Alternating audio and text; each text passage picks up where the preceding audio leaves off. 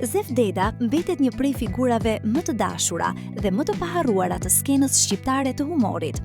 I lindur në Shkodër më 27 korrik 1950, ai u rrit në një qytet që ishte dhe mbetet zemra e artit, kulturës dhe satirës. Në rrugët e këtij qyteti, ai formoi intuitën artistike, plastikën skenike dhe atë shkahtësi trupore e mimike, që më vonë do ta bënte të dallueshëm në mbar Shqipërinë. Shkollimin e mori në vendlindje, ndërsa më pas u zhvendos në Tiranë për të studiuar në Politeknikumin e Ndërtimit. Edhe pse më vonë nisi studimet e larta për gjuhë dhe letërsi, detyroheti ndërpres për arsye shëndetësore. Por arti nuk mund të ndalej, ai ishte pjesë e tij, e rrënjosur thellë në karakter dhe talentin e lindur. Zefi hyri në skenën e teatrit Migjeni në Shkodër që në moshë të re dhe qëndroi aty për më shumë se 40 vite, duke u bërë një prej figurave më përfaqësuese të humorit shkodran. Publiku e dashuroi menjëherë.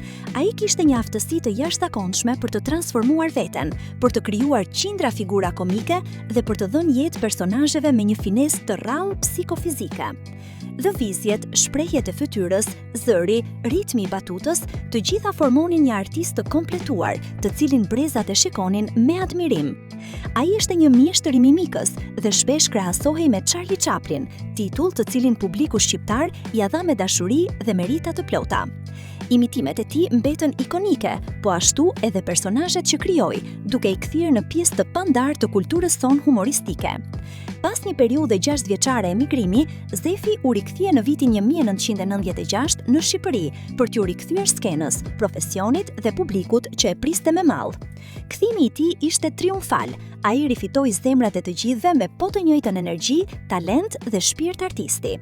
Zef Deda është i martuar me Rozina Dedën dhe është babai i 2 aktorëve Julian dhe Marian Deda, të cilët e trashëgojnë me krenari shpirtin artistik të familjes.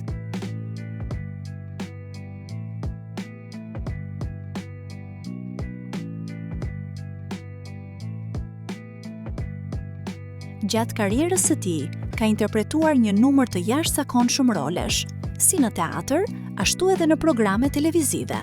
Ndër më të njohurit mund të përmendim Kunati i Shokut Xhemal, Kola i Dritave, Charlie Chaplin, Imitim, Kushëriri nga Amerika, Altini, Altufi, 10 emisione për fëmijë, filmi artistik Gjurmë në kaltërsi, 1981, komeditë e famshme shkodrane, Vëllai nga babai, Kollovari, Big Brother Shkodra 1 e 2.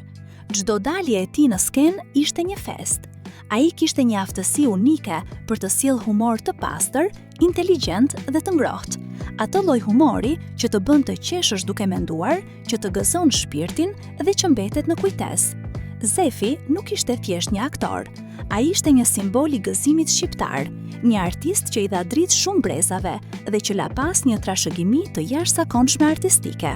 Ai e nderoi Shkodrën, e nderoi Shqipërinë dhe mbi të gjitha nderoi artin e humorit. Zef Deda u nda nga jeta më 24 nëntor 2023. Faqja Na ishte dikur e kujton me nderim dhe respekt një nga ikonat më të mëdha të humorit shqiptar, artistin që solli buzëqeshja aty ku kishte nevojë dhe që mbetet i pavdekshëm në zemrat tona.